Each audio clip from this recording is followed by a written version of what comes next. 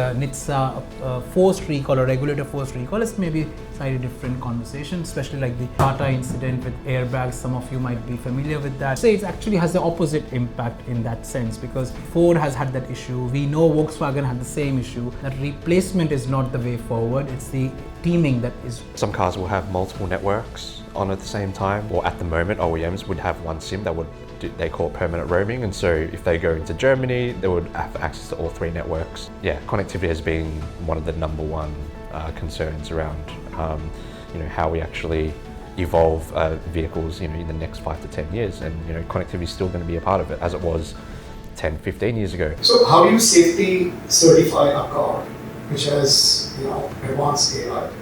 Especially the fact that AI is learning and changing its behavior right it leaves the factory floor. Our privacy, for good or bad, is shrinking, and we are on a projection of shrinking privacy and autonomy for connectivity. Good. So hello everyone, and a very warm, literally and metaphorically warm afternoon, and welcome to the 49th episode of Tech Tuesdays UK. I'm Subhash Ghose, I'm the founder of Tech Tuesdays UK. Before we begin, just a couple of quick housekeeping notes.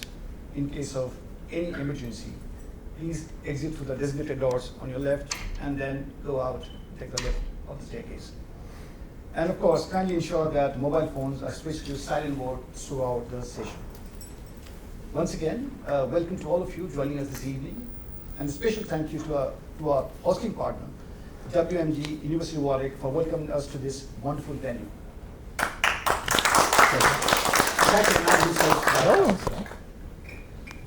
Whether you're joining us for the first time or you are one of our regular members, you are now part of a vibrant and growing community, a place where ideas are shared openly, perspectives are challenged respectfully, and innovation is driven through honest and meaningful conversations. For those who are new to Tech Tuesdays UK, we are built on a simple yet a very powerful belief that the best ideas emerge from open conversations. That's why we have deliberately created a platform for unscripted, free-flowing discussions around disruptive technologies.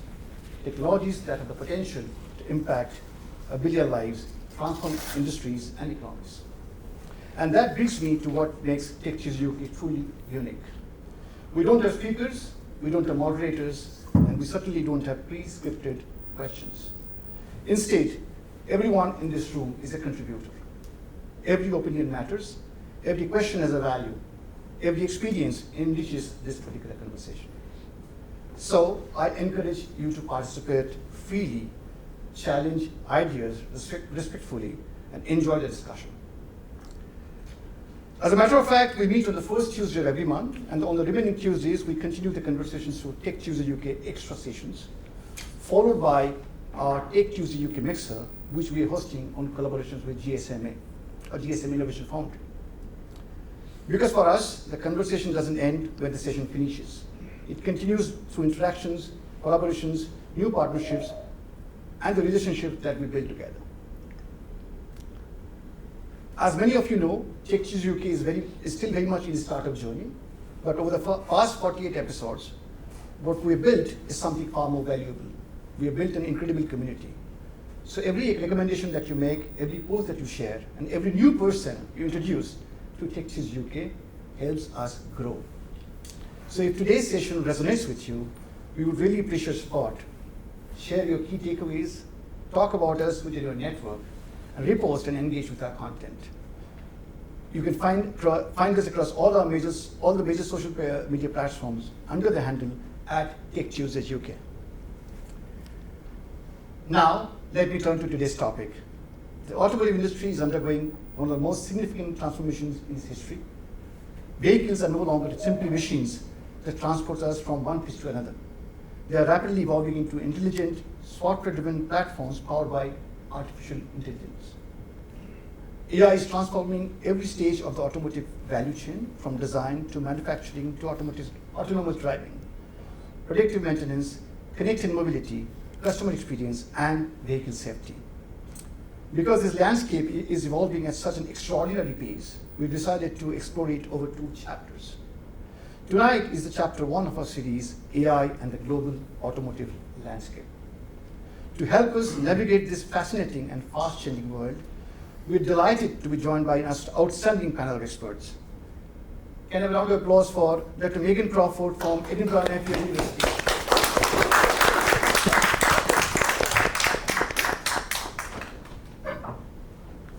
We have Dr. Siddharth Kasagir, WMG, University of Warwick.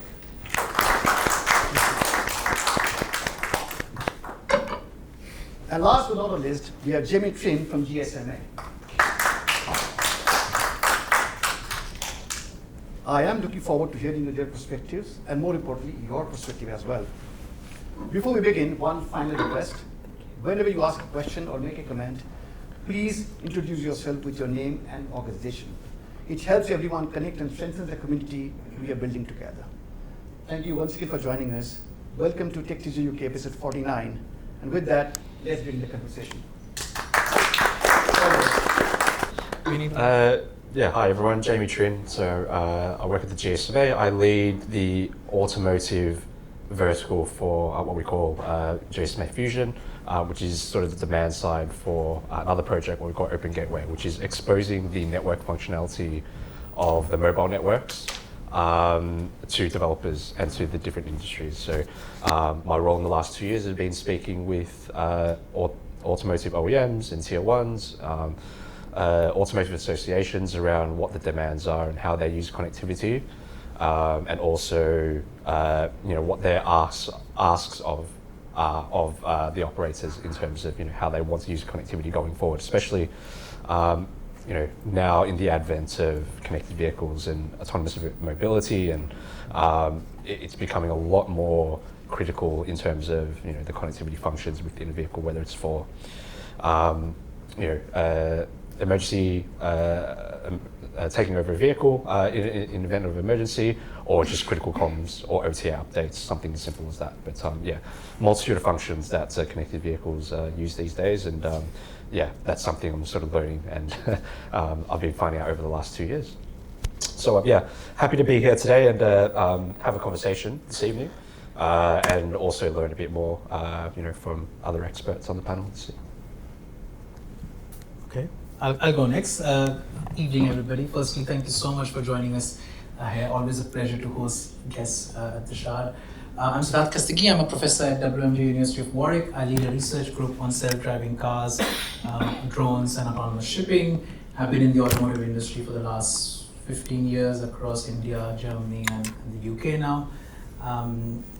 While bulk of my work is in the automotive space, we do a lot of work in aviation and maritime. But right now is one of the most scariest and most exciting moment for the automotive industry, worldwide. Scary because you might be hearing of news of layoffs and the cost pressures that the Western and the European automotive OEMs are having. At the same time, it's exciting because it's an opportunity to innovate. Just to put some context to our conversations, it's not just AI in terms of autonomous and connectivity. The use of AI in changing the development time frames of the normal car is a huge issue right now. So to give you some context to this is, if you are developing a car in China, the development time scales from 0 to SOP, which is start of production, is 18 months. A typical Western OEM, be it Volkswagen, JLR, or the Fords, their development cycle SOP is 54 months. So the difference is huge. And that's what the industry is battling. And if you would have seen the news last week, Volkswagen announced redundancy of 100,000 across all its factories, and closing down of 4 factories in Germany, which is unheard of. How many of you are familiar with the German labor ecosystem? Closing down a factory in Germany is almost unheard of, especially if it's Volkswagen, and that's what is happening. And that's essentially the AI and the global landscape. So thanks, Subhash, for taking this topic, but there's a lot of facets to this. Hopefully we'll unpick that over the course of this panel. Over to you. That's fantastic. So I'm starting to get an impression of why the 3 of us were brought together for this particular panel. My name's Dr. Megan Crawford, and I am an associate professor of data science and foresight at Edinburgh Napier Business School. And right now I'm on a research sabbatical with a fellowship looking at how people use their minds when they're using AI for assistance or tools or replacements or things like that. So we have a baseline, which is how we've existed with our minds and our thinking processes pre-AI tools. And now that we are entrenched in AI tools, I'm looking at how we are using it. The language often is saying is how is AI affecting our minds, but it's really us and how we are choosing to engage with our environment and not. So that's what I'm looking at. Probably bring some of that up tonight. It's a bit tangential to the topic, but it all brings into we are part of everything, so I'm gonna have something to say no matter what. But as from a cognitive science perspective, but I have worked for the US military. I have worked for the Royal Navy. I have actually built an early AI system for intelligence analysts through the BARD project with IARPA, which is in the Office of the Director of National Intelligence. A lot of people haven't heard of IARPA. They've heard of DARPA, because that's in all the horror movies. D is for defense, I is for intelligence. So I was on the intelligence side. And maybe we'll end up talking about what happened with some of that software and how they're using it in defense. Well, now they call it the Department of War.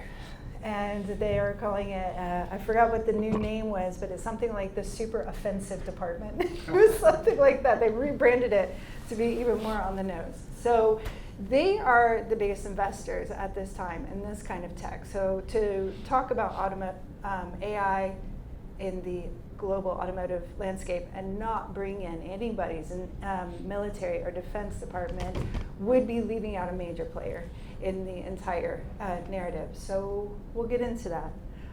Also, I'm director of Shearwater Foresight, and that's it. And I run a research lab, the Futures and Analytics Research Hub, which is how I connected into this group here. So I really appreciate how we are coming from very different worlds.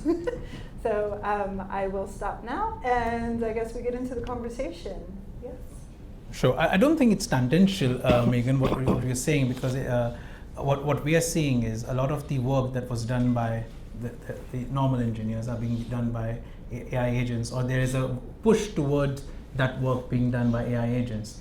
And the challenge that we're seeing is, can you fully trust the output of the work of the AI agents, and especially when it comes to safety critical systems. And automotive is a safety critical system, and there's a difference between using an AI system for Amazon Netflix recommendation as compared to getting it to do a test case for a system where, and then you want to get the output of that test case. So absolutely, trust on AI is a big topic that we tend to do a lot of work on. But the challenge that we are seeing right now is the traditional OEMs. That the bigger issue here is the traditional OEMs are not tuned or wired to be able to adopt AI at the speed they need to adopt. That's the biggest issue. If you come up with a startup and ask them, can you develop AI agents and include them as part of your workflow, it's fairly lean and quite nimble in the way they work. But if you're looking at likes of JLR and Volkswagen or any OEM for that matter, it's quite a white elephant, and it takes a lot of inertia to move. To give you a small example, I'll go back to Volkswagen. I like Germany. I spent 3 years there, but there are very nice examples of how not to do things. So Volkswagen wanted to go into this whole AI side, software-defined vehicles and so on and so forth. So the first they did was, okay, let's bring, how many of you are familiar that Volkswagen owns a lot of the brands like Audi and Porsche and everything? Okay, you know that. So what they did initially was they brought software engineers from all these different brands to create a new company called Carrier. So there's a company called Carrier that got created, which is fully owned by Volkswagen, and they took a few engineers from Audi, a few engineers from Porsche, a few engineers from Volkswagen, Bugatti, and created this company. And I wanted them to move at a nimble pace to get stuff done using AI and other stuff. It didn't quite work out, but they still wanted to be a company that could do this. So they ventured into a joint venture with Bosch to do the same thing. 5 years on, actually today is the day they've said that partnership is being cancelled. So they realized that 2 years back, so they entered into another joint venture with a company called Rivian in the States to do the same thing. So a big company with lots of resources is trying to pivot itself into the new age of AI in the automotive space. Even with the resources, it's not able to do that.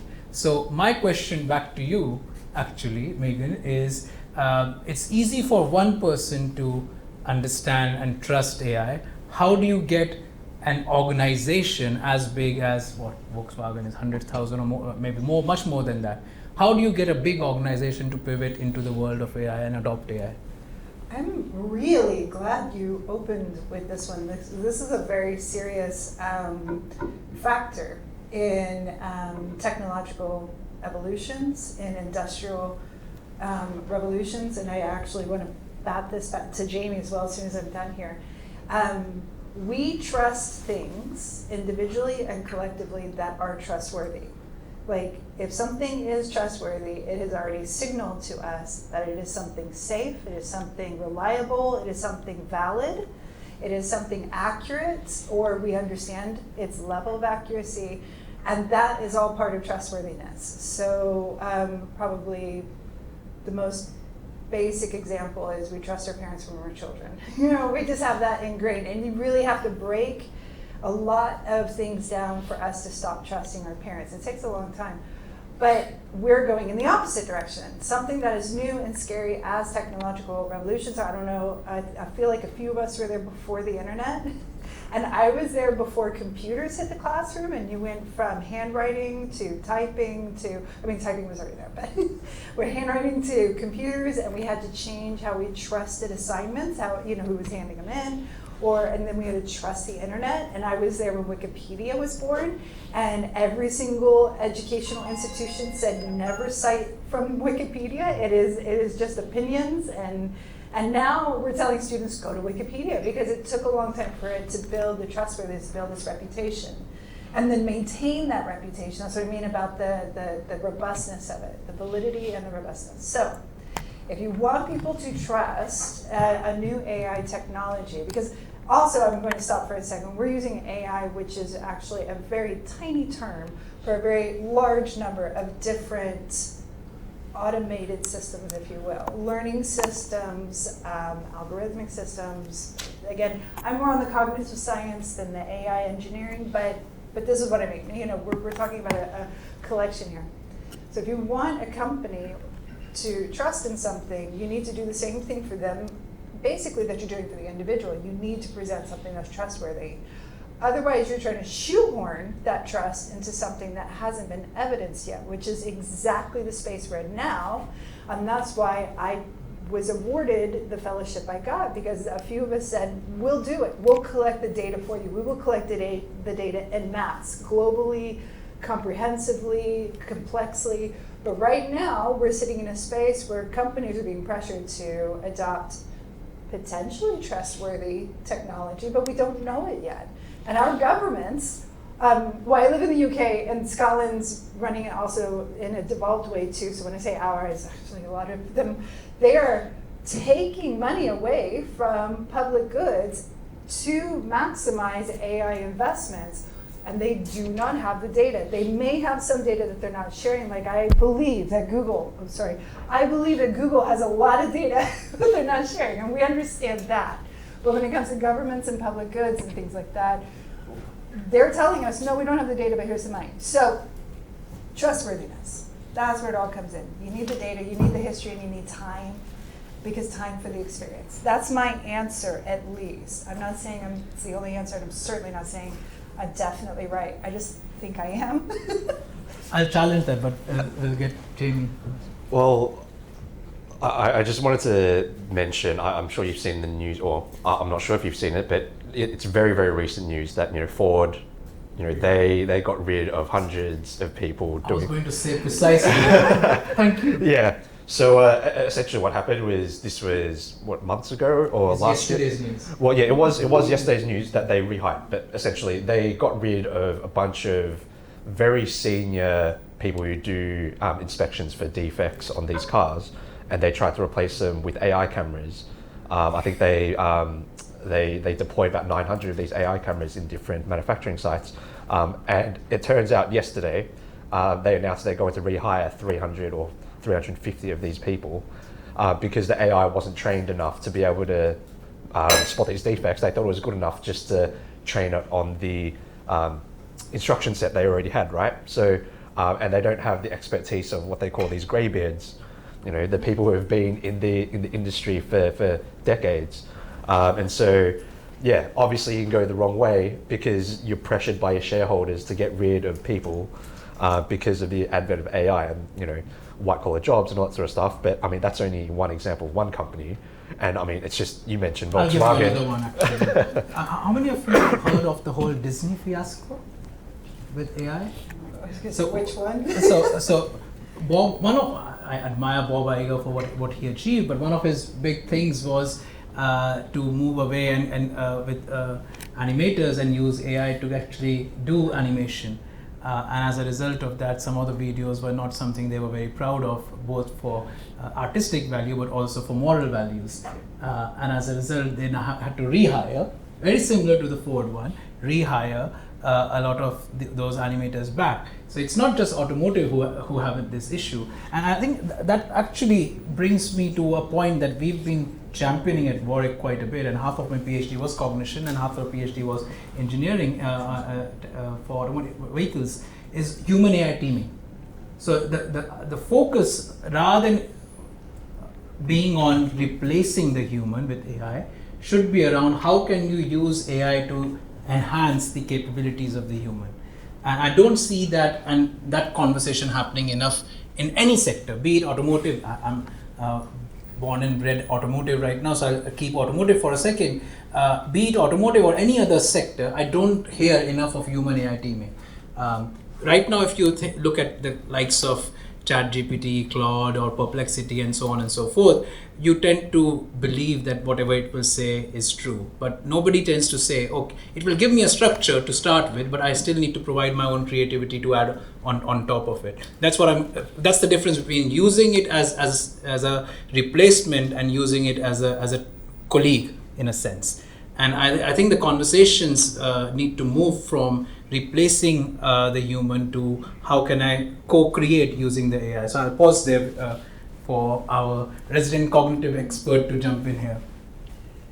Well, that's certainly what we're working on is mapping out when AI is an advancement of human cognition that we have, and then maybe there becomes this third cognitive space that is the joint together. So we reach something that's very normal with technological advancement, which is we're able to do things we couldn't do before and become all new versions of ourselves or new skill levels that are simply incapable of being had before the technology. And so the technology can't do it, the human can't do it, but together they can. And it's what we call a gestalt.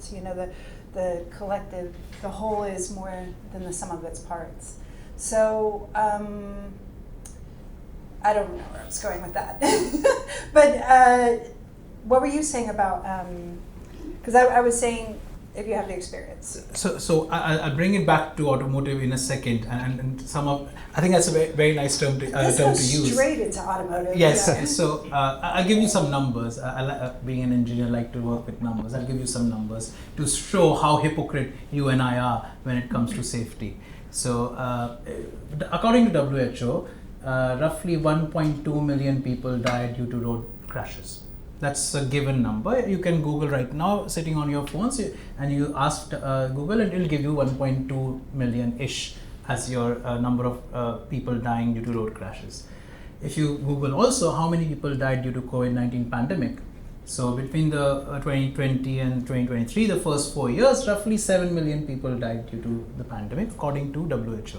So that's roughly 1.7 million a year. So the world came to a standstill with 1.7 million people dying, but we, as a society, have normalized 1.25 million people dying. So just because something happened all of a sudden, we were taken aback and we came to a standstill. All of us were in our homes, isolating and so on and so forth. But we are absolutely fine going around London, going around different places, and letting 1.25 million people die. That is what I call as me being a hypocrite, because we as a society have accepted that.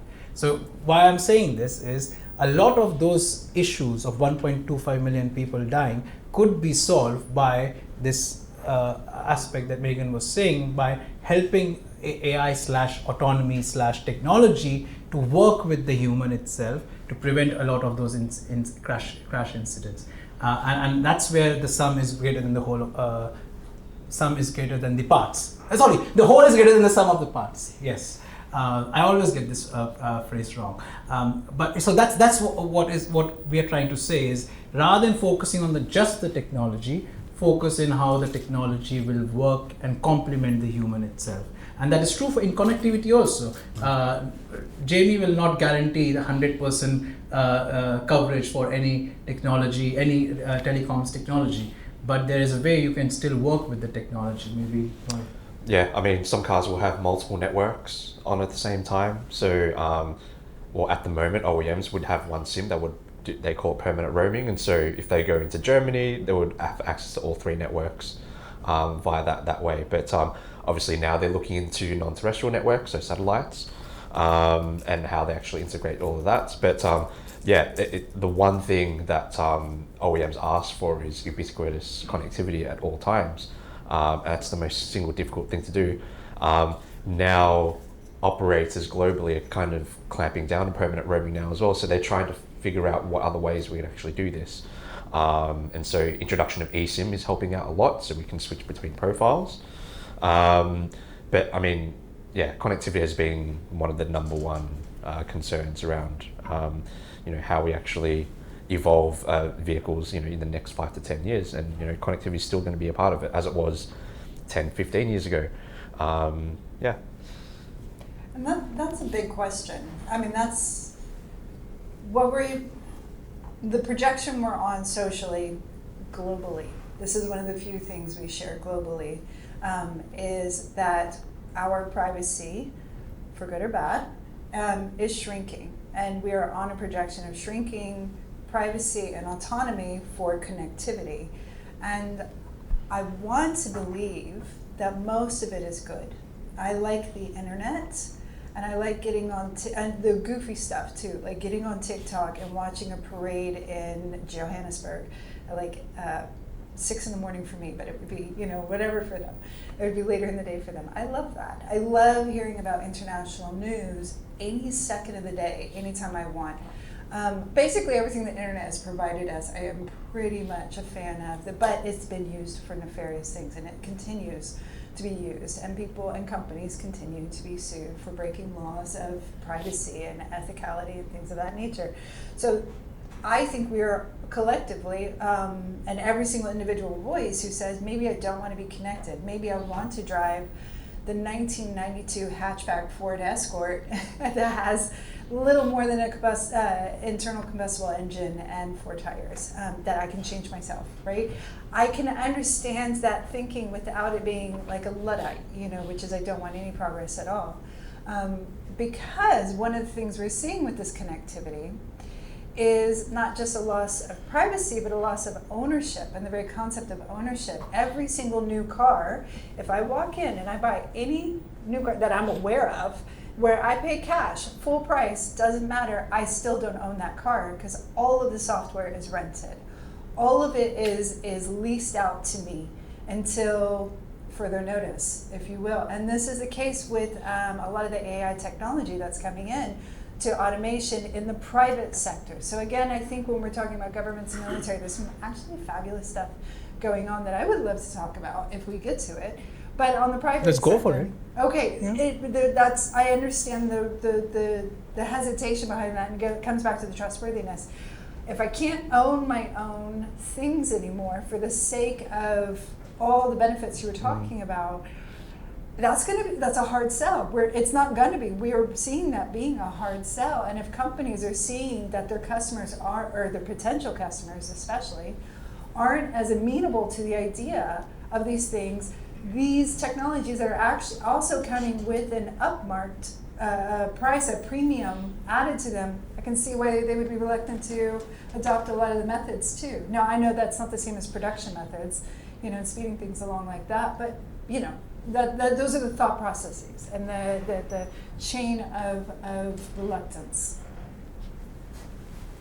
But maybe I'll have a go at that. I think at any point in time in society, you'll have every type of person.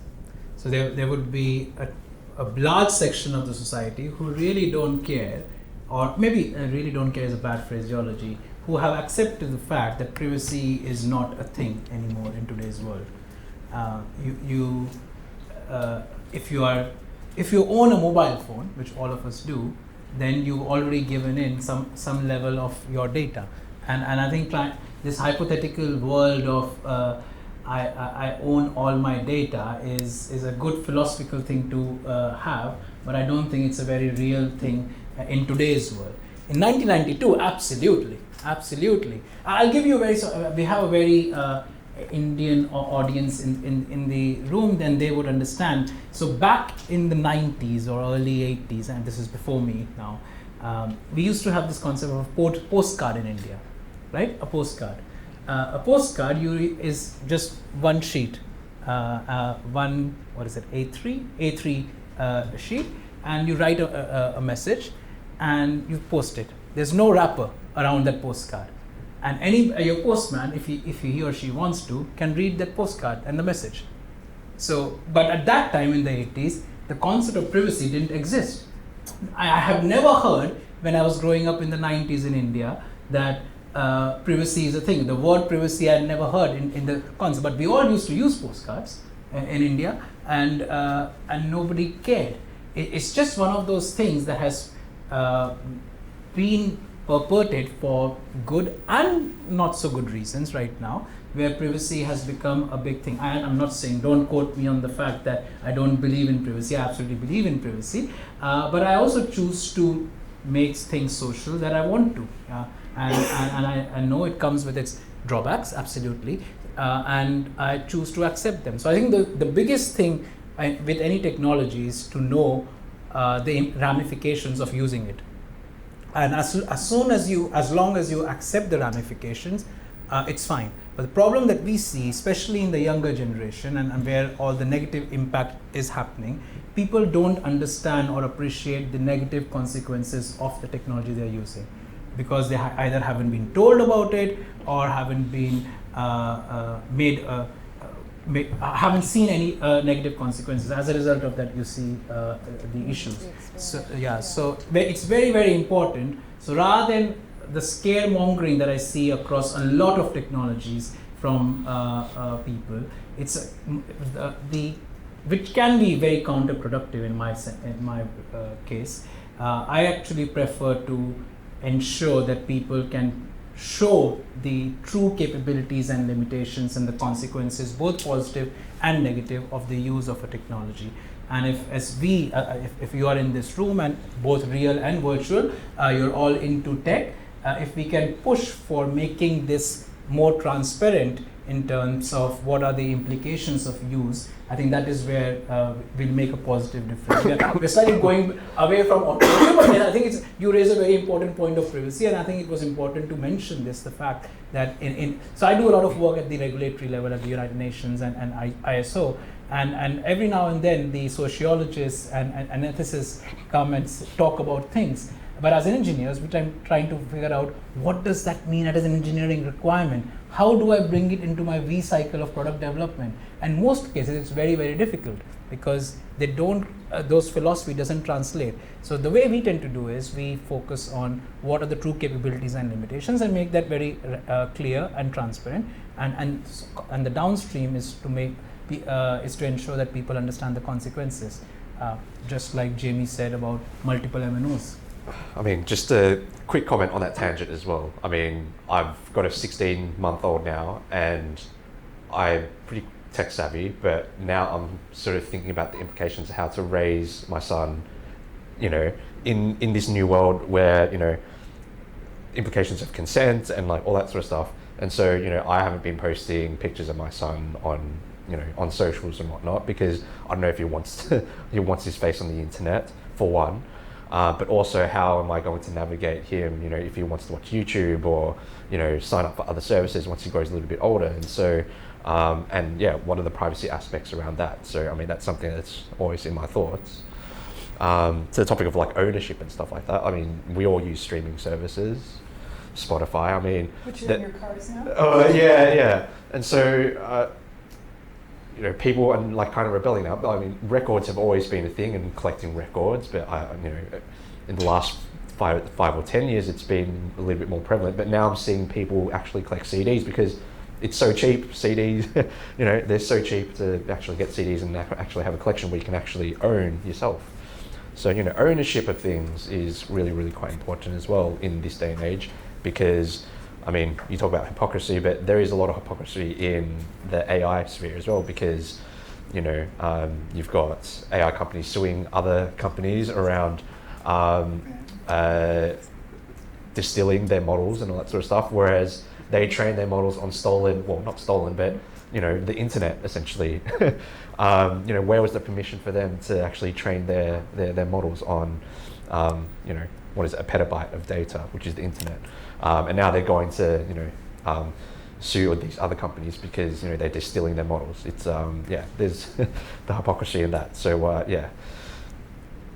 I do appreciate that we're talking about all these levels. We just submitted a tender for Zero Waste Scotland that was very unique for previous tenders, because they were saying they specifically wanted systems thinking researchers. They wanted systems researchers because the UK, and especially Scotland as a whole, is wanting to look at a lot of these problems from a whole systems perspective. And I think that's what we're doing right now, is we're not just talking about like autonomous cars and stuff. We're looking at the whole system behind the technology and then the change in the existing technology to accommodate those things. So I think this is a very good conversation. So this, let's bring it back to cars specifically, or automobiles, vehicles, because this is something, you said just at the opening that people weren't talking about a certain topic as much. And I felt like trustworthy was one of them, but here's another one, and this is a classic topic that just doesn't get coverage, that I feel like we are primed to scream about, and bring it, and not be the repetition of our past. If we're looking at vehicles that are now going to be technologically more predictive, more accommodating, often these technologies, as this has done, starts in the, the luxury market. Mm-hmm. And then it trickles down once the processes are made cheaper to produce and things like that. And this one, I actually brought notes, because I didn't want to forget some of these things. But so with AI monitoring of predictive thermal management, so that's monitoring and predicting if what is it, like the battery systems? Battery life. Yes, battery life, yeah. Because they generate heat, and depending on the workload and depending on all these things, we're still in this like movable space of design and development, research and development.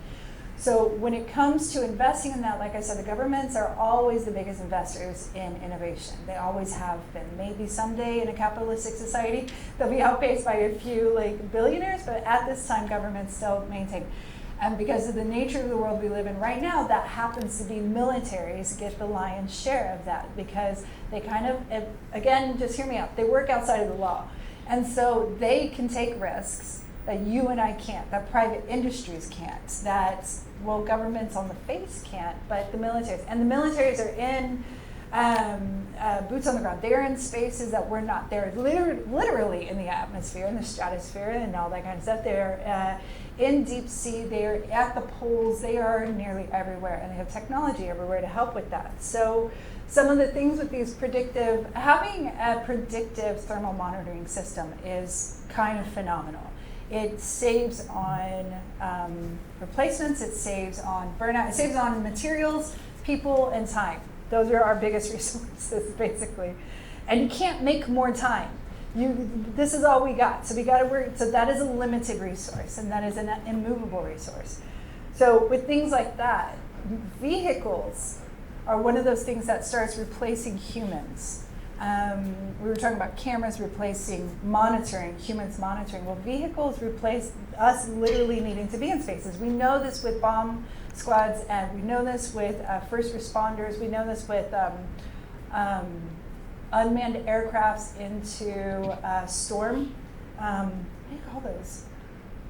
Not storm surges, and it's not just hurricanes, but like storm fronts, you know. And so these are extremely valuable for human life. Humans have historically been used as the beta testers for all new technology, and it's one of the most wasteful ways to value human life in order for technological advancement. So that's what I'm saying with this AI, we can really stop doing that.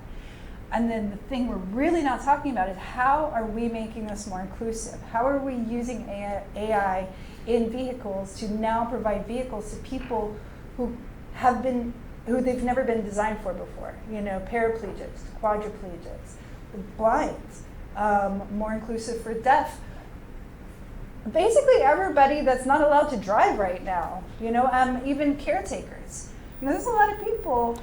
I've seen a robotic guide dog actually last week. I saw a video of it, robotic guide dog. So, I mean, there's a possibility. There's a lot of news around, you know, humanoid, you know, we call it physical AI, but, you know, it doesn't need to be humanoids. Like, why are we thinking about humanoids through, you know, if I want to do the laundry. Humanoids, it has to be humanoids. Yeah. I mean, is it a humanoid or is it someone controlling it? But that's another story. But I mean, the physical form of, you know, if I wanted to do laundry, or if someone to replace me to do laundry, why does it have to be a humanoid? Is it that the most efficient way to do it? Unless you're thinking about, you know, something that's multi-purpose. But if it's going to be like a single-purpose machine or physical AI that's going to, you know, replace something, you know, in my home, you know, why are we thinking about only humanoid? Well, from what I see, humanoid-only form factors. So I'll make 2 points. One is on the defense side, and one, as Jamie was saying. I think in the hype of AI, if you want to use it for anything and everything, it's very important to understand what is the use case which has the maximum impact and maximum positive impact. Do I want a humanoid to wash my clothes? I'm not sure I want to do that. But you can actually make a humanoid to wash your clothes. So it's very important to identify the right use cases when it comes to AI technology, which I feel a lot of the conversations in the hype are around just kind of using AI for anything and everything without having a thought of what's the benefit of it. We don't even also talk about the amount of energy required to train these models, which is, I don't think we are going into that right now, but if we have time, we can go into that also, which is a complete can of worms we can open. But going back to defense, today is a very interesting day actually for that. The UK government just announced the defense investment plan, 298 billion being invested in this space, of which 5 billion is going to be in autonomy. And if you look at the current geopolitical situation, any technology of AI/autonomy has to be or should be seen as a dual use technology. So while you're looking at it from an automotive perspective, we also are at the same time looking at it, how can it be used from a defense perspective. It's just the nature of the game we are in today. So there's a big push not only in the UK but also all the NATO countries. There's a big push of starting to think around NATO, around dual use technologies. If I was sitting here 6 months, a year back, I would have said I'm not going into defense because historically all our work has been civilian. But I think now I don't have that choice to make because the choice has been made for me by the wider world around me. So that's the first point I wanted to mention around defense. The second point is I don't think defense has that freedom like Megan, you were saying, because lives are at risk. If they do get it wrong with the technology, lives are at risk. A war is to be won or lost based on the technology that you're having. The very fact that Ukraine has been able to withstand everything is because of their drone power. And to an extent that the Middle East is looking to Ukraine to provide the know-how of the drone power. So if drones they didn't have the knowledge and IP of drones, that this war would have had a very different result. So I think at what they do have is to move the luxury of moving very fast, and that's what automotive needs to learn in the civilian space. And I was in a Financial Times event last year actually, and the chairman of Stellantis, John Elkann, made a comment which has stuck to me ever since, and I tend to use that all along, is the fact that he said, when asked about what do you think about China in the automotive space, are you scared of China? And he made a comment, instead of being scared of China, we need to take inspiration from China. And I think it's high time the automotive ecosystem, but also other ecosystems, start taking inspiration from China. How can they do a car in 18 months when the rest of the world requires 54 months to make a car from scratch to SOP? It's almost unheard of, 18 months in an SOP. How can a mobile phone provider like Xiaomi overnight, it's metaphorically overnight, turn into a car manufacturer? It's unheard of. If you think of the UK right now, or even in the Europe or India for that matter, we haven't created an automotive manufacturer in any of these countries. Okay, we had the JLRs of the world, we have Tata Motors, Mahindras. We haven't created a new automotive manufacturer in these countries in the last 10 to 15 years. Compare that with China. You've got Xiaomi, a mobile phone provider, became a car manufacturer. Chery, you've got a whole lot over there. Tesla, in 2002, Tesla did not exist. That's 25 years back. And now it's the most valuable automotive manufacturer in the world.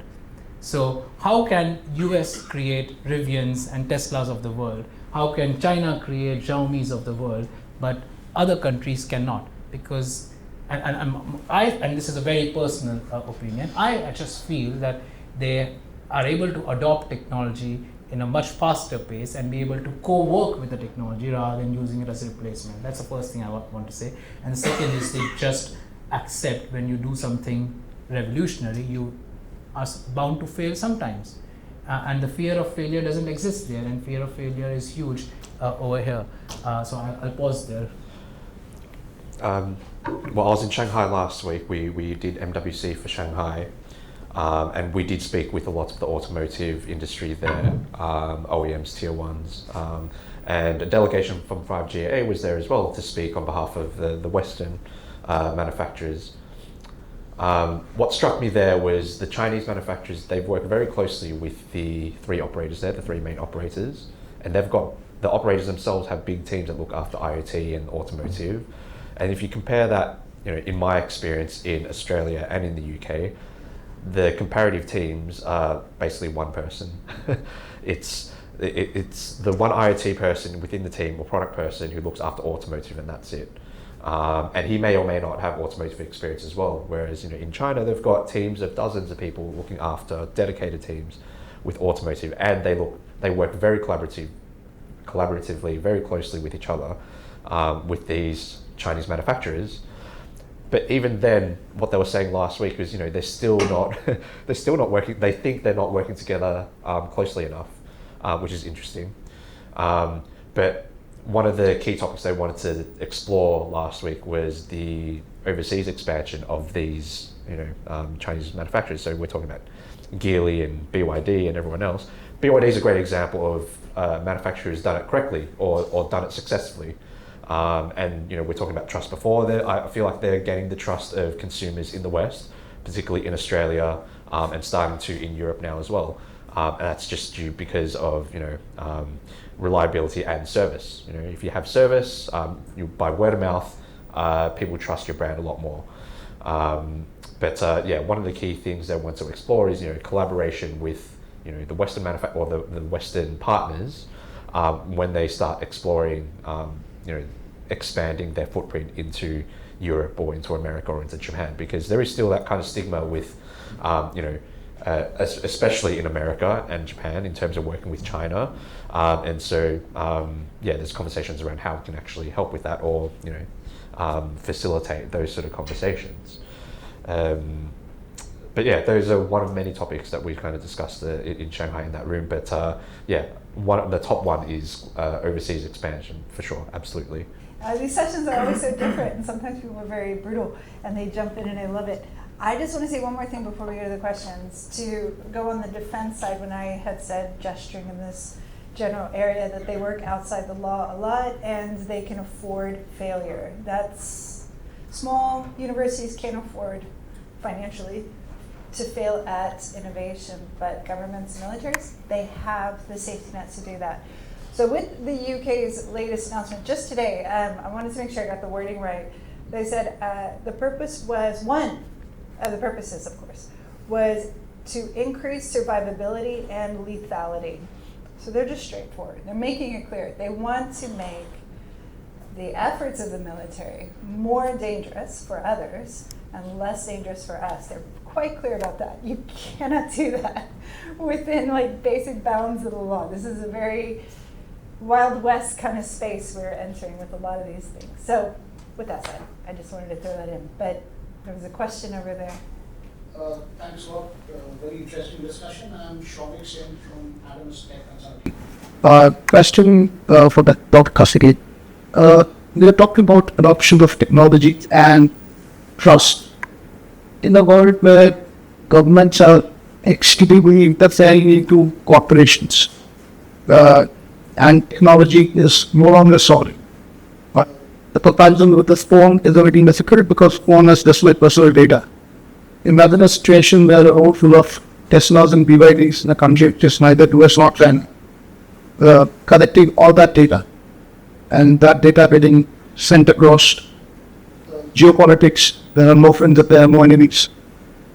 You are looking at a situation where technology adoption then gets more rapid when governments start interfering. We've seen it with Anthropic. There are more such cases. We've seen it with Microsoft. These were very trusted names just about 2 years back. So how do you sort of, and you said that you sit on regulatory bodies, how do you sort of retain technology in its sovereignty so that there is more technology adoption?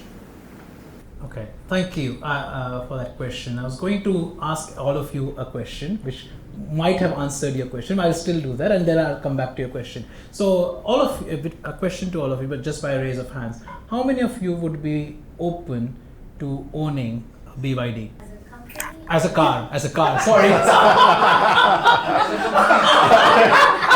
obviously it would be my thing. A BYD car, so I should have been specific. How many of you would be open to owning a BYD car today? Okay, so less than 50%. So coming back to your question, so I wanted to understand the temperature of the room. So one of the key aspects when you're looking at technologies like automated driving and vehicles that collect data is to ensure you get the regulation right to start with. And regulation done in isolation is very dangerous. So a lot of the work that we do in the UK is actually at the UN level. So if you consider the automated driving regulation, it's just coincidental that last Wednesday it was adopted at the United Nations in Geneva after 7 years of work that we've done. The UK co-chaired that panel that was creating the technical requirements, but we have Japan, we had US, we had China as a co-chair also. So it has to be done at an international level. As soon as you start looking at technology at a national level, especially when it comes to regulation, then it is a recipe for disaster. That's the first point I wanted to make. So do it at the international level so you already have a broad consensus about things. And then you can, in a very open and a transparent manner, discuss about should data be allowed to move out of country or not.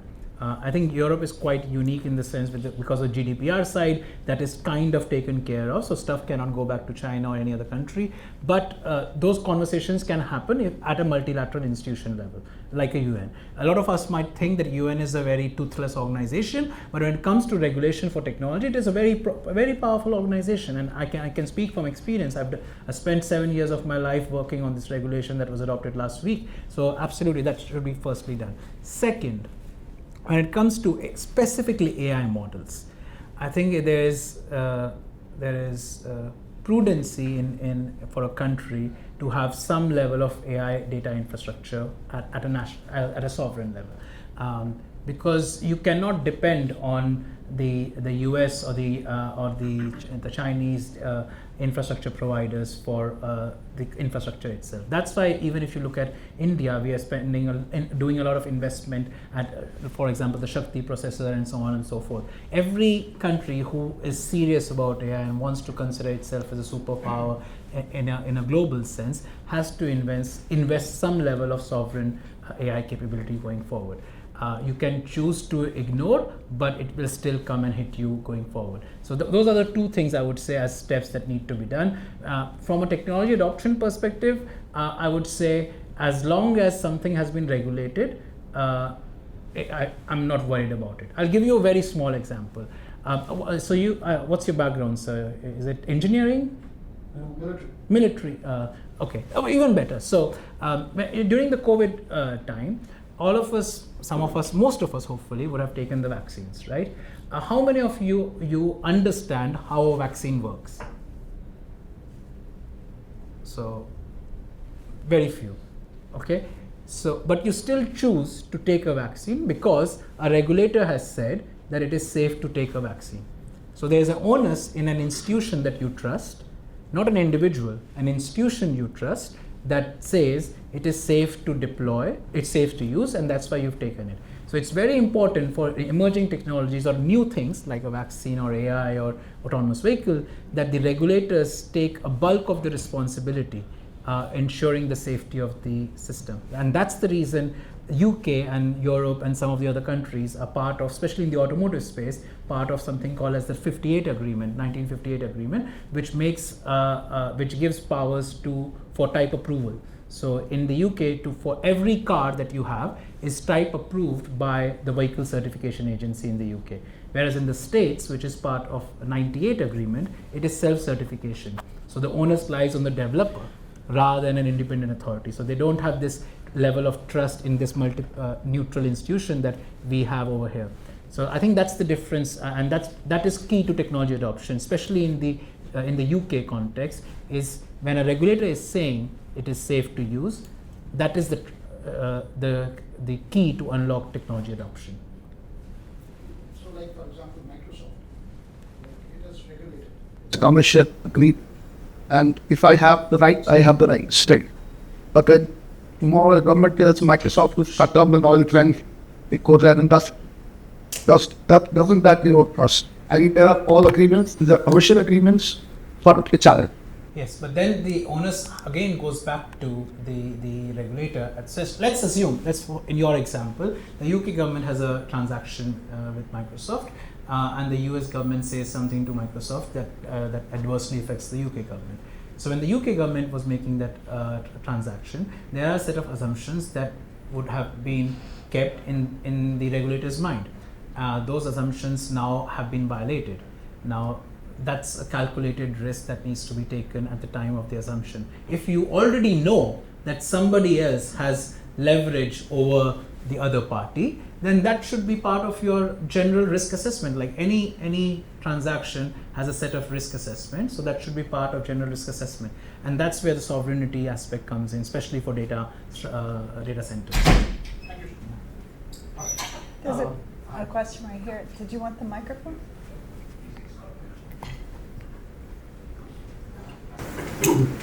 Hi, my name is Harry Singh, and I work for an AI startup called AI, and I'm an auto enthusiast. So I was really looking forward to this session, and thank you very much.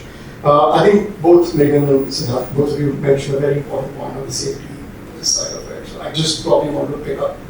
So how do you safety certify a car which has advanced AI, especially the fact that AI is learning and changing its behavior right it leaves the factory floor? So I'll go with this. So firstly, I would like to correct you. There is absolutely unanimous agreement in the global automotive industry that an AI will not be allowed to do online learning on a car. That's just to make that very clear. That is not allowed, and everybody agrees to that, partially because of the reasons that you yourself have articulated right now. So that's the first thing. Second, as I said to the other question, the UN has adopted the regulation for automated driving last week. So it provides all the technical requirements that the system needs to adhere to for it to be approved. So that has already been taken care of. On top of that, the UN has also started a new informal working group on AI in automotive.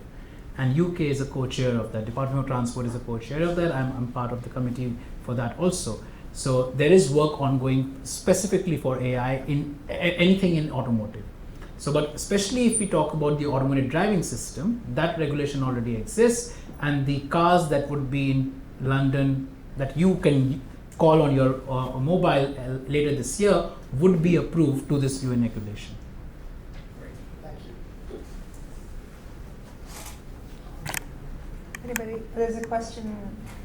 Can I take my question first? Yes. Sorry, you were in a shadow. Hi, I'm Himanshu Vaishnapan. I'm here because I'm quite a fan of Tech Tuesdays. I've been here right from the first one, and it's been great to sort of listen to some of the conversations that have been happening. My question refers to the point that you made about Ford and hiring the 350 engineers. Now, they had got rid of these engineers basis the very public sort of announcement last year by the chief operating officer saying they're going to use a lot more AI. The decision to engage these people again has been taken by the head of vehicular operations. Do you see any impact taking place on what you alluded to in terms of people getting paralyzed in adopting AI with things like this happening in a very public manner? Because in a way, it's a very public announcement, it's a public decision, and suddenly you're backtracking. And it might just, people might just be frightened to do things like this in future. Well, I think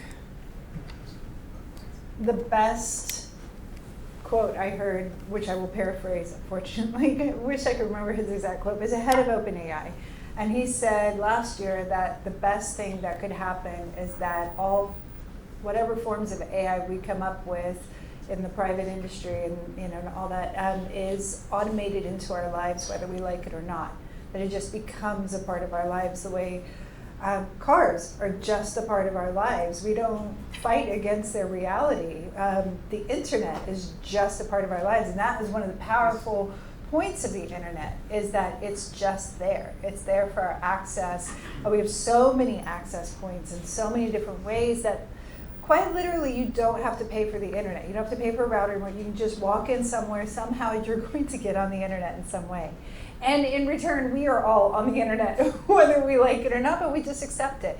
It's integrated. And I think that's probably going to be one of the most powerful things, is that these forms of AI are just being integrated into our everyday experiences. I cannot be an educator or a researcher or an author anymore without logging into or accessing any of these URLs that I normally do and having an AI assistant pop up, or curate what is going to be shown to me at least on page 1.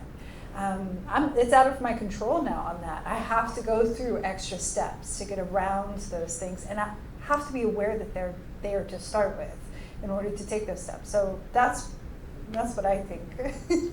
Fair enough, but I think my question is a bit more, you alluded to BYD, doing things in a very small period of time. Now with decisions like this taking place, you're going to take even longer to take risks. Thanks. So I actually feel it will have the opposite result. This being public actually is a good thing for a number of reasons, and I'll give you one. Firstly, it is a testimony to the fact that a replacement is not the right way forward, and goes back to the point that I was trying to make earlier about the human AI teaming. Co-work is the way forward. So that's the first point I want to make. Secondly, we've had vehicle recalls for a long time. If you go to the States, they're very prevalent vehicle recalls. But we don't give up trust in the brand or in the vehicle. It's just we accept the fact that because they have been transparent, again, because a recall is happening means they are transparent about a fault in the vehicle, especially if it's a voluntary recall. Is even more, actually, it builds trust if it's a voluntary recall. If it's a NHTSA forced recall or regulator forced recall, it's maybe slightly different conversation, especially like the Takata incident with airbags. Some of you might be familiar with that. So I would say it actually has the opposite impact in that sense, because now Ford has had that issue. We know Volkswagen had the same issue. It's becoming clear that replacement is not the way forward. It's the teaming that is, and you will be able to do work faster as a team rather than replacement. Yes, it will take time to now go back to status quo, but you make decisions and you face the consequences of them. Okay. Can I make a point on that? So what they said is, can you have the microphone? Sir? oh, sorry, I'm Rajiv. I'm a data management consultant. Now, I guess what they said is artificial intelligence is a fantastic tool, but it's only as good as the information you use to train it. And what they have said is over prior years, we didn't pay as much attention as we should have to the experience of our most knowledgeable engineers that have been with us through the many product life cycles. So what has happened out there is they have embraced the technology without preparing enough for it. And that's why, and what the Siddharth said, that human in the loop, and you must know when to embrace that technology and what is the period on which you should collaborate, the human and the technology before you give. So that's a very important lesson from this. I just want to jump in really fast, because this is what point I was trying to make earlier about we have historical precedents of how we've handled, technological revolutions and evolutions, and that we are in a point where we don't have to repeat that behavior. And one of them is finding out that we have this new thing that gives us new skills and just running with it. Just absolutely no guardrails. And we saw that with plastic. And we saw how it was like, wow, we have this ability to make this new material called plastic, and then you made all these different types of plastic, and then you had plastic clothing, and then plastic bottles, and medical equipment. The whole entire medical industry changed with the mainstreaming of plastic. But at what cost? At extraordinary costs, at massive costs that we will not outlive in very real ways. But we have to fight against it to change from that. And we've seen it with oil and gas industry. We saw, I'm from Texas, we see it with fracking. We found this new way of extracting chemicals from places we never could before, and now we live in actually hazard zones now that probably will never recover naturally. And so all of us are gone, many generations from now. And that's if they stop today. That's if every fracking effort, drilling stops today. So my point was, we don't have to do that. We don't have to do that. We don't have to be running blind with no guardrails. We understand that we are at risk with a lot of these things, and we can stop for a second. And we can talk long-windedly about regulations with international bodies long before we start adopting a lot of these things en masse. Anyway, that's what I'm saying. I would expect it to be not very long-winded. I lose patience otherwise writing these regulations, but the right amount of time, I would say, is needed. But the gentleman there, sir. Hi, my name is Chris Moore. I'm a business growth and technology advisor, formerly with the Department of Business and Trade, now working on an independent basis.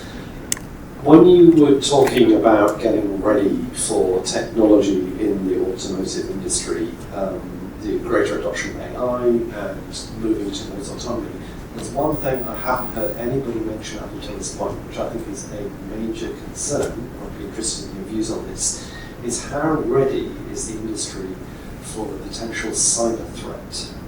The fact that there have been many examples reported in the press of automotive systems being completely paralyzed by a cyber attack. I just wondered what your view was. So I'll have a go at it, because I think it's important to clarify a few things on that one. So the things that have been reported in the press is about the organizational cyber attack. I'm talking about, let's say, the JLR issue recently, or maybe do you want to at a vehicle level? I'm at a vehicle level. Can you give an example? So infrastructure, I think there was a famous case of a car in the US which was completely paralyzed by a cyber attack. And even if One there are- vehicle, Jeep Cherokee? even if there aren't specific examples, it's very easy to compare to other parts of industry to look at infrastructure attacks in the electricity generating industry, water, railways, etc. So much more at that level. So this individual vehicle one, this 2016-17, there was a friendly hacker who wanted to demonstrate this as an issue. Just to your particular point, on a Jeep Cherokee, it was, and he made a point sitting in his bedroom, hacked into through an infotainment system of a Jeep Cherokee and accessed the brake on a freeway. That was done. So to that point, the industry accepted this is an issue, and 3 years back, UN set out a regulation that has been adopted, Regulation 155, which is precisely focused on cybersecurity for both the organization as well as the vehicle. JLR in the UK was the first organization at a vehicle level, I'm not going into the organization right now, at a vehicle level to get approval from the Vehicle Certification Agency for cybersecurity. In fact, complementing the UN Regulation 155 is ISO standards that are actually focused on cybersecurity. So it would be foolish of me to say that a vehicle is fully secure. No vehicle will ever be fully 100% secure, 100% safe. That is the name of the game. Having said that, if we can make sure that we've done everything possible for everything that we know of to prevent attacks or prevent unsafe situations, that is what our duty is. The thing that we tend to push for, especially from a Warwick perspective, in my role as head of safety, is rather than preventing an attack, which we know will not always be possible, it is important to be able to detect an attack, that you are being attacked, and then go into a safe state. Because there are enough intelligent people with malicious intent who will find a way and to circumvent the systems that you have. Even if you have done the most rigorous implementation of the UN Regulation 155, you will still be the most malicious a person will be able to find a way to penetrate. So the idea here is that you should be able to detect that you are being attacked and then go into a safe state. Ever since the R155 has happened, I personally haven't seen a case of a vehicle being attacked through a cybersecurity incident. They're not all countries have adopted it. R155 comes into India next year, so a lot of the Indian OEMs now are also venturing into trying to set up their systems compliant to R155. So point very well made, but it is something that the industry has taken care of already. It's not that talked about that much, but it is something that the industry has taken care of. So I think once we get one fatality on a road that's been caused by cyber attack, that will be the wake-up call, and it's bound to happen at some stage, because if we look at every other industry, there have been malicious attacks that have resulted in serious damage, usually for financial reasons. And if you hold a major manufacturer to ransom through impacts on the vehicle itself, then I think that will be a wake-up call. So it may not have happened yet. It's just a question of time. Sorry to be too negative. No, I accept the fact, and I would agree. I would say the same thing as there are 1.2 million people dying, and it is not serving as a wake-up call. So if you can't have both ways, so if you are reacting to that, you have to react to this also. But point well made. I was just going to say that every major military has been working on that problem as well, because they're the first people to get attacked because, or attempts of countering their efforts, because it is in the nature of the job of the military to go into spaces that the people already there don't want them to be. So they are the front line on that kind of cybersecurity, for sure. They just don't share their data. Hi, I'm the person who wanted to know if it was a dream to own BYD. My name is Ushwa, and thank you for entertaining that side question. I wanted to go back to the point that Megan was making about comparing AI adoption within automotive vehicles to the advent of plastic. And I think something that everyone's kind of been talking about, but not really, is the role of a conscientious objector. and just someone who, like you, would be very aware of the benefits and the disadvantages of AI, but may not necessarily always have a voice on a wider platform to convey that message. What does that look like with decision makers? What do they do when you possibly are telling them about this from a health and safety perspective, or from any one of the other conversations you're having? And I mean, wouldn't that then also be something that adds to, say, avoiding the example of Ford that you gave earlier? It's for anyone, by the way. Open question. Yeah. I'll try. So, when it comes to informing the regulators, I'll start with that, and then I'll come back to plastic also. I have a very personal story about the plastic thing.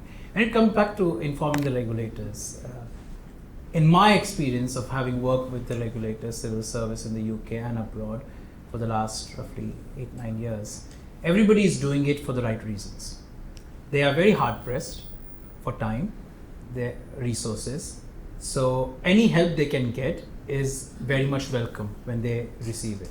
So it is our collective responsibility to actually give them evidence, not opinions. It's very important to not give them opinions, but give them evidence, because they are also answerable to the ministers and to the wider public.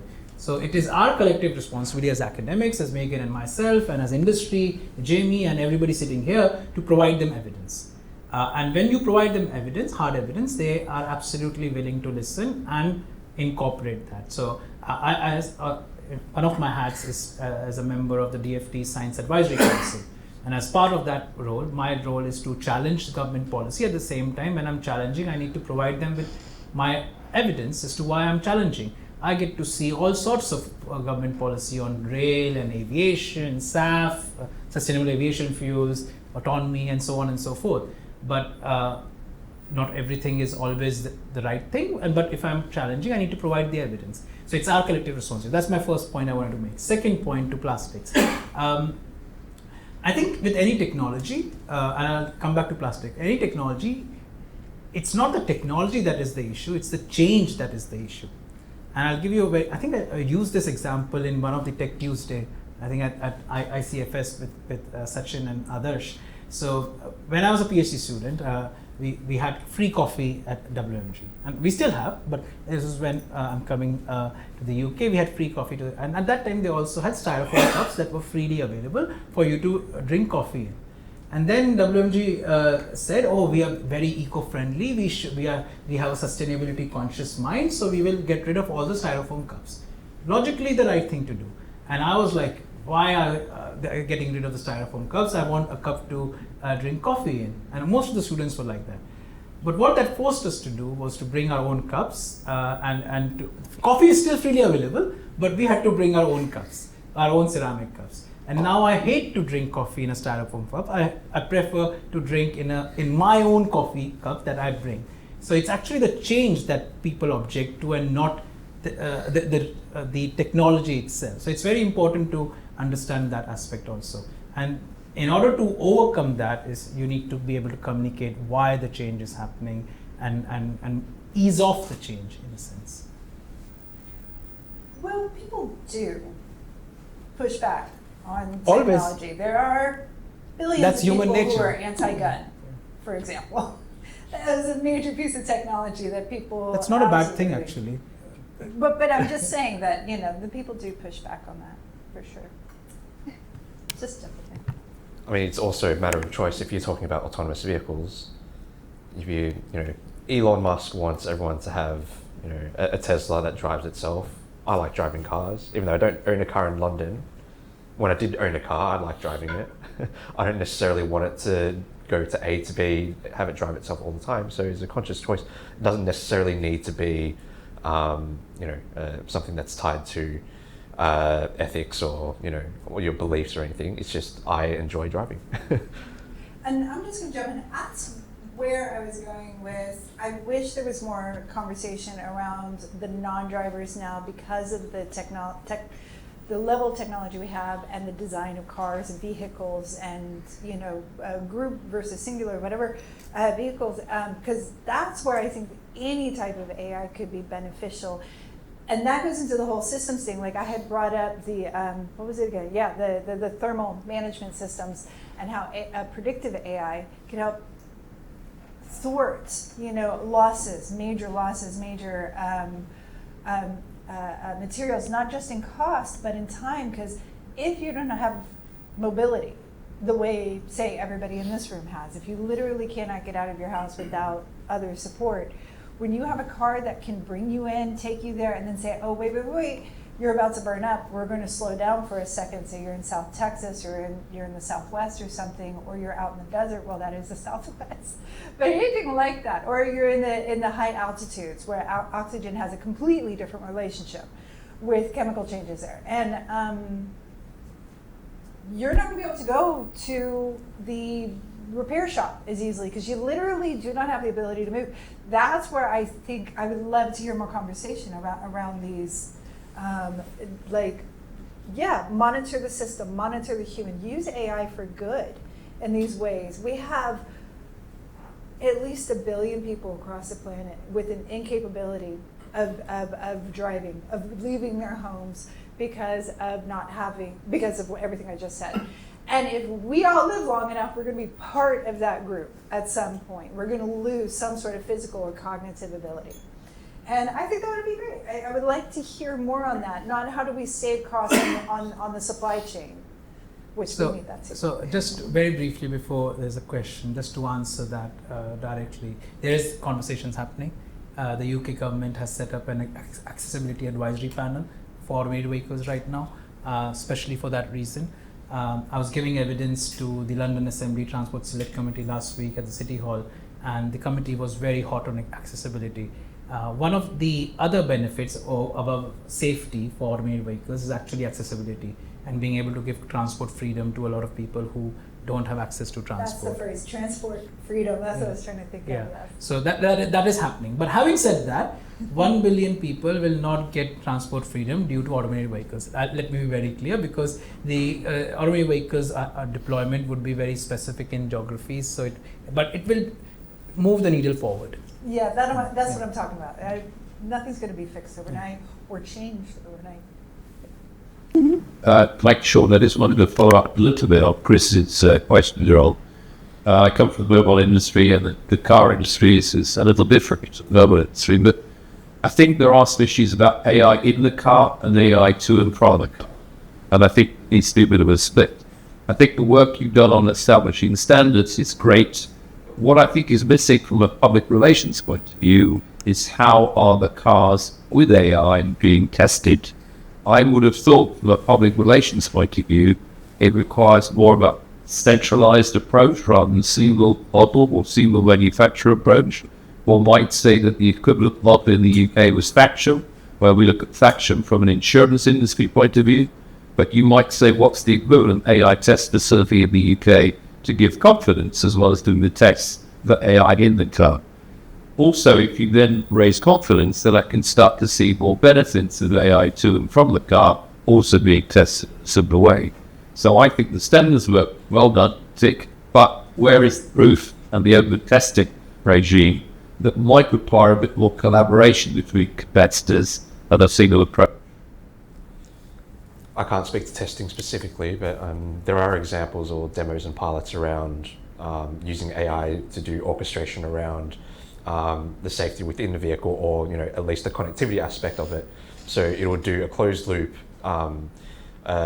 inspection of the connectivity levels and how good they are at a certain point, and it will do corrective predictive maintenance, all that sort of stuff as well. So there's been examples of that earlier this year using mobile technology for that purpose.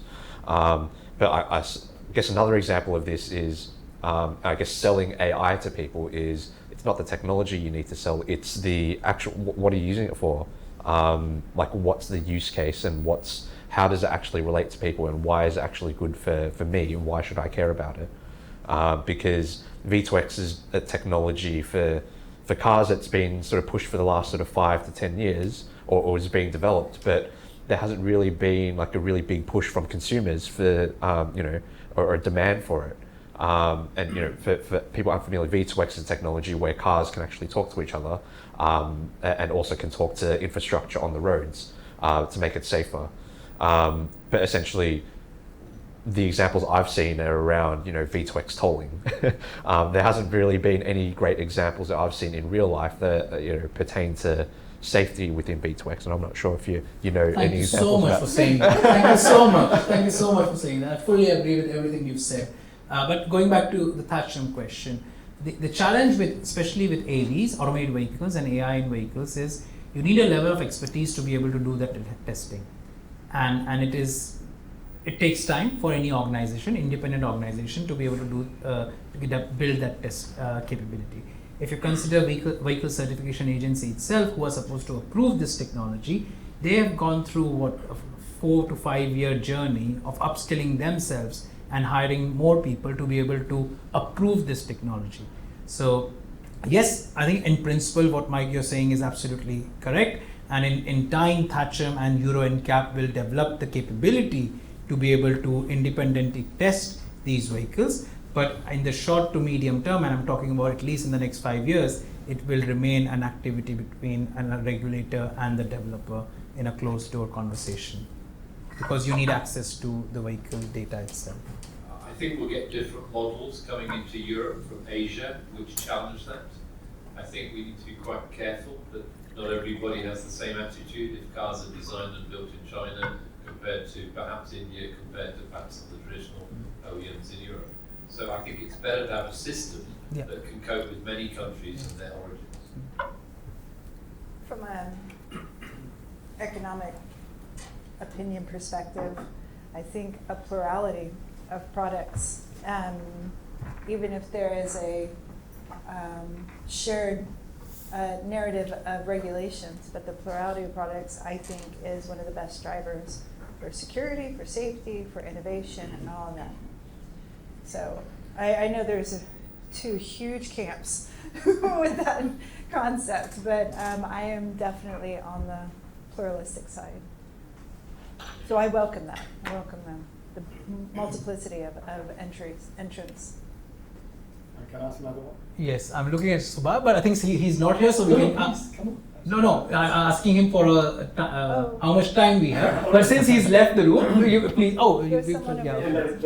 Please go ahead. Thank you so much for the discussion. My name is Ali. I'm from FinTech space. I have a question. I'm curious to know how firms basically prove the safety of AI driving system, because hardest problems are quite rare and edge cases, and they do not happen, let's say, in typical cases. That's the first question. And also, what do you think the main AI bottleneck? Is it reliability or is it something else? Because you mentioned the safety and also other I'll take that. So how much time do we have? I can explain the whole regulation to you, but I think in simplistic terms, you're right that most of the issues are with the edge cases. Absolutely right. So that is one of the biggest reasons why the traditional way of testing vehicles, the way vehicles are approved today, the vehicles that you and I drive, that approach cannot work for automated vehicles. So which essentially uses what we call as concept of spot testing. So if you can pass a set of predefined tests, then your vehicle is approved. That is how it was done. For automated vehicles, we are taking an approach that has now been adopted in the UN of a safety case approach, which is rather than just testing at a spot testing level of predefined tests, now that has been thrown away. So rather than saying there's a predefined test, it's a conversation between the regulator and the developer, where the regulator has the authority to define the test as a function of the system they have. And the safety case itself is about is approving how you are developing the system. And it is a leaf from the tree of aviation. So in aviation, things are approved as a safety case approach, where you are approving the process of development. And if you have confidence in the process of development, the output of that process should be a safe product. That is the biggest change and a departure from the way vehicles were approved up until now. To your point about AI specifically, within this regulation, there is this focus on trying to show the training set and the testing data sets that are being used for these AI models are a function of the area where you're going to deploy. So for example, let's say end of this year, these vehicles will be in London. Okay, London has a typical form factor of roads, of actors, pedestrians, cyclists. Have those been considered as part of the training and testing data set? Now, what does it mean at an engineering level? We come up with an ontology of the different actors and use that as part of the creating of the training and testing data set, come up with a representativeness concept, a completeness concept, and if you can convince the regulator, that's how it would be approved. It's a very short summary of a very large regulatory document. All right, let's do a quick one. Thank you. All of you have been writing about China in its capability and news that you were there last week or last month, I think. Why China is winning this, this particular game of software-defined vehicles? Is it because of better tech or is it fewer rules? I have a short answer, and I'd like to use it as a springboard for y'all. China has arguably the largest workforce collectively on the planet, and they are a massive piece of land. So they have access to the raw minerals that most countries don't. On top of that, they have partnerships with one of the second biggest land masses, which is Africa, and that again goes into raw materials. And it's the similar story with the U.S. If you have the people and you have the materials, you have the product, you have the service, you have the innovation. I can't speak for the mentality of the social movement of China, but I mean those two are critical factors. And it's why you see China advancing in ways that, say, Slovenia never will. Slovenia is like 1/13 the size of Texas, I think. So at the sake of using Texas as a unit of measure, but there you go. Everything in the US is about US. I learnt a lot last week, and I think when you look at the Chinese EVs, what you'll notice is a lot of their cars are very software focused. And so the development of their vehicles is going to be software first, and they build around that. That occurred to me last week. Another thing is, we touched on skilled workforce. The tech industry over there, very, very skilled workforce. So they have that to their advantage as well. But then that also pertains to the vertical integration of the cars. So back to the software, it's all they don't share platforms. These manufacturers, but also. They have the government assistance as well. So the government has also, from a regulatory point of view, have really encouraged this in terms of when you look at Shanghai or Beijing, the major cities, all the cars on the road are EVs now. It's deathly quiet, but I mean, that's got to do with also, environmental reasons as well. But there's this sort of encouragement from the consumer to actually adopt EVs as well. So there's a whole multitude of factors that actually have gone into the way that so many Chinese OEMs have sort of lent into EVs and have become so popular. That's sort of my take on what I learned last week. I'm not sure if you had a take on that as well. So I do work with a lot of Chinese partners on the regulatory level, also industry level. The single biggest difference is the decision-making process. So in China, they make decisions. In UK, in India, in Europe, you have committees after committees who deliberate and make decisions. So the decision-making process is so far much quicker in China. As a result, the development is quicker.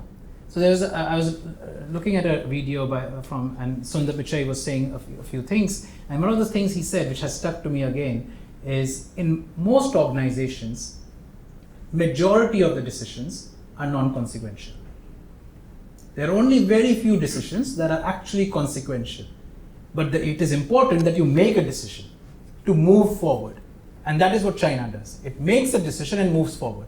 Over and above what Megan and Jamie have already said, those are also very important. But at a very cultural level, when you are trying to build a car in 18 months, you need to make decisions. You can't wait for 6 months because your CEO is busy, so you need to bring him onto the committee and all the calendars need to align to make a decision. That doesn't happen there. I think that's the big thing. Absolutely, yep. That's really good, pertinent perspective. So thank you very much. Hi, I'm Sakshi from University of Greenwich. So I'm assuming that an AI automated car, if the if AI stops working in it, so I'm assuming that it becomes a self-driving car. Like, if the function fails, like if AI fails to drive the car, then I'm assuming it's manually. It'll become a manual car, like a manual car, yes. not a self-driving. So in cases like that, let's say that there's an accident that happens, and then let's say the car is slightly demolished, and that could the person also hide behind AI for that, like say that it malfunctioned or something, but given that it malfunctioned before and not that wouldn't technically be the reason for the crash, but then could he hide, or is there anything like it records what time the malfunction happened or anything like that? It's a massive debate, isn't it? It's Go for it. It's like who's liable for it, and that's just been a conversation since for a very, very long time in automotive. When you start to have self-driving capabilities, even if it's at a very low level, I can't really say too much about that. It's just commentary around. It's absolutely something that's at the forefront of everyone's minds. Is who's going to be liable? Is it the car or is it you if you're behind the vehicle? If the car is in control, and where does that sit? And that's a conversation between regulators and OEMs and everyone else. But it has been solved. Yes. So in the UK, even before this thing became real, back in 2018, there's an act called Automated and Electric Vehicles Act that was passed in 2018, which made the liability very black and white. So if the car was driving itself, the liability is on the car. If the car was being manually driven, the liability is on the person. So that was that. The question is, how do you know what happened? So that's where the UN regulation comes into place. So essentially, all of these vehicles will have something akin to an aviation black box. And that black box will have a recording, a timestamp recording of when was the automated driving active and when it was inactive and the person was driving. So when an incident happens, an independent investigation would happen, and the first thing they would do, like in an aviation, you will access the black box. And that would give you the exact time frame, and from that you can deduce, and the course of law would play its course. I have some experience in this through maritime law. So we were a legal family in maritime, and one of the things that's lovely about maritime is it is about as international as you can get. So it's basically, we were part of the only civilian firm in the area for the Gulf of Mexico because the military basically ran the rest of the Gulf. And if anything happens on the water, the ship is owned by one company, it's built by a different company, it's leased by a different company, the crew is from a different country. I'm saying companies, but different countries. The cargo may be from 50 different countries. The liability on things like this is synonymous with what happens in automotive industry too, because that came into our world as well. And from a legal standpoint, one of the most common approaches is you sue everybody first, and then you dwindle down based on evidence, based on statutes, based on legal reach, all these different things, until you find somebody that you can reasonably blame and be held responsible. And that is not always fair. It is not, well, certainly not to the person who's being sued. The company never agrees to that. But that's a lot of times how it works. And what I do like about a lot of the digital technology, and especially with things like AI, is that the marriage between AI and like blockchain technology, where you have these auto records that cannot be altered, they cannot be deleted, at least that's what they try to do, and are stored in an independent way. So you have this really rich metadata. And that's a lot of what I do is data forensics, and I get into the metadata. Most of it to find students cheating, but hey, you do what you do. Anyway, so I do appreciate that, but from a legal standpoint, it is never a clean cut. The regulations may be black and white, but actually getting to it, just always understand there's going to be somebody pushing back against their, at least blamed responsibility, whether they truly are or not.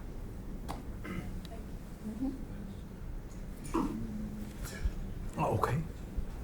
I don't think this was covered earlier, and I'm sorry I was later, but I think it'd be quite interesting if you could talk a little bit about eCall and next generation eCall. Clearly, this eCall is a system in European cars which alerts you whenever the car has an accident, and it lets the emergency authorities know. But next generation eCall is adding more functionality. Would any of you wish to comment on the progress of eCall to next generation eCall and how that will save lives or help rescue us if we need rescuing? I'll jump in just with an anecdote, and again, as a jumping off board for y'all, because I'm not really into that level of knowledge. The first and the last smart cars that I rented hit the brakes on the freeway. They started to stop me, and in both situations, I thought maybe I had run into something because it was so sudden. It wasn't slamming the brakes, but I was slowing down in a space I should not be slowing down at all.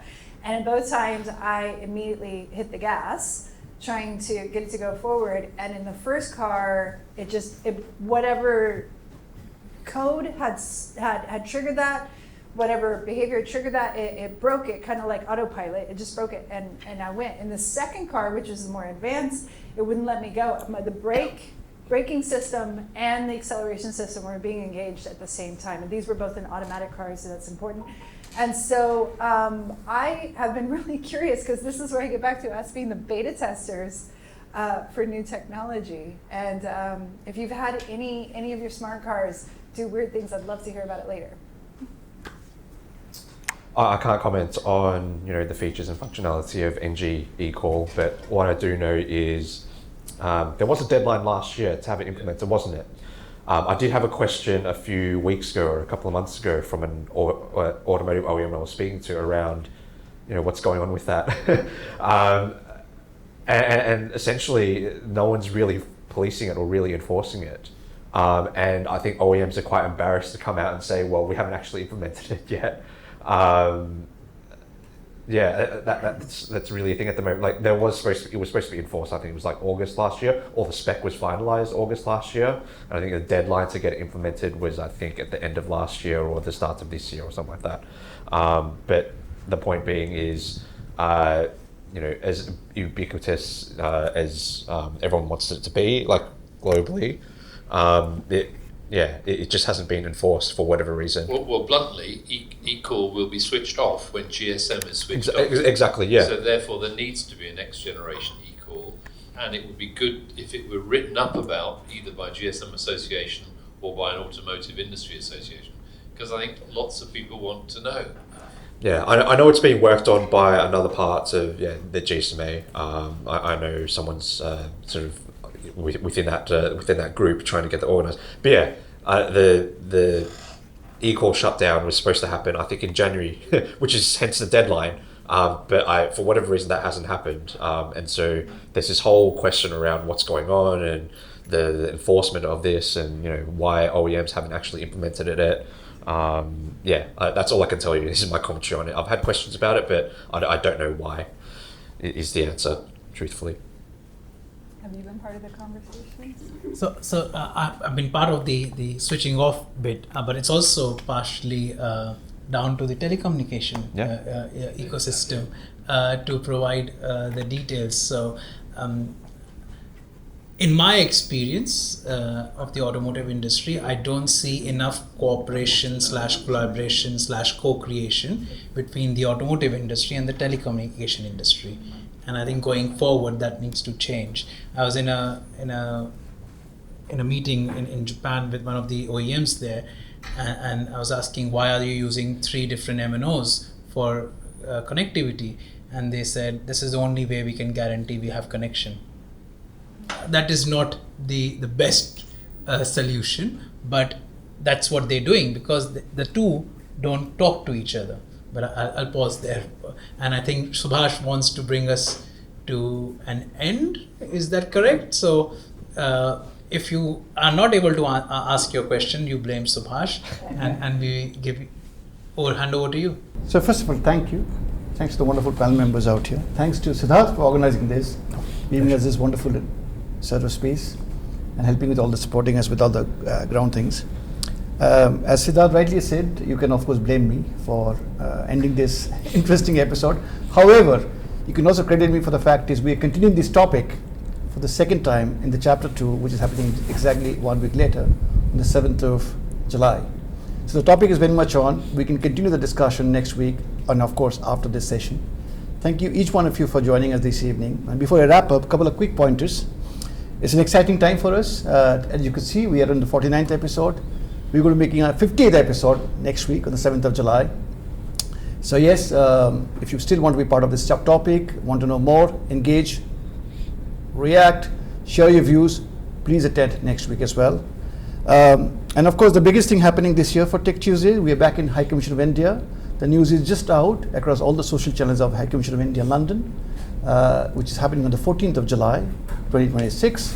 The topic is AI landscape between India and UK.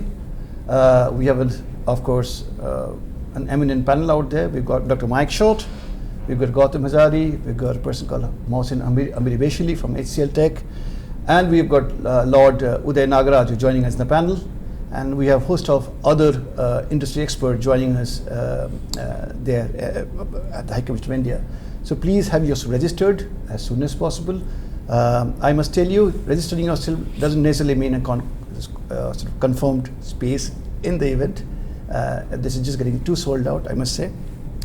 So that's it. I guess that's all from my side. Once again, thanks to Siddharth, thanks to Megan, and thanks to Jamie for being here this evening. Thanks to the wonderful audience we have. And again, please continue the discussion. Thank you once again. Enjoy the evening. Bye-bye. Thank you.